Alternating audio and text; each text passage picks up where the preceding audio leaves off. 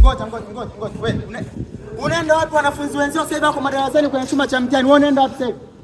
Kwani unaona nani sema kwenye madarasa na wewe? Njoo hapa nikiwa naongea nao sikie mgongoni kwangu. Wenzio sasa hivi wako busy na mitihani kule kwenye chumba cha mtihani. Hapo ni kachizi kapeti. Ka shuleni hapa. Hapo nasikia tuongee vitu serious sana. Naomba basi namba yako. Kuna namba ya simu. Wewe kilichokufanya uvae nguo za tofauti na wanafunzi wenzio? Mwalimu kumbe yule mwanafunzi?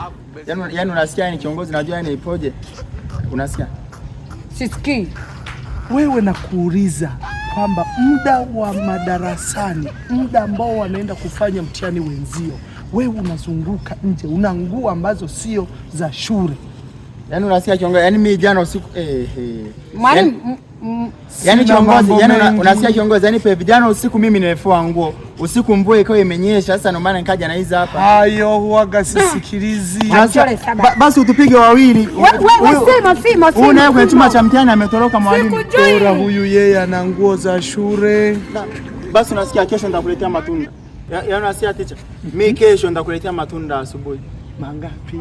Nitakuletea maana. Alafu ticha jua linawaka, yaani najua ulikuwa hauna nauli, utapanda hata nauli. Haina shida. Sasa kesho ulete tu matunda kwa sababu si unajua mke wangu ana ujauzito. Njaa kali na wewe. Leta tu matunda. Nimekusamehe mimi na roho ya kusamehe. Kwanza kuchapa mwanafunzi dhambi tushaka katazo. Huku limefanya kazi yake. Sawa teacher, sasa mimi niko darasani.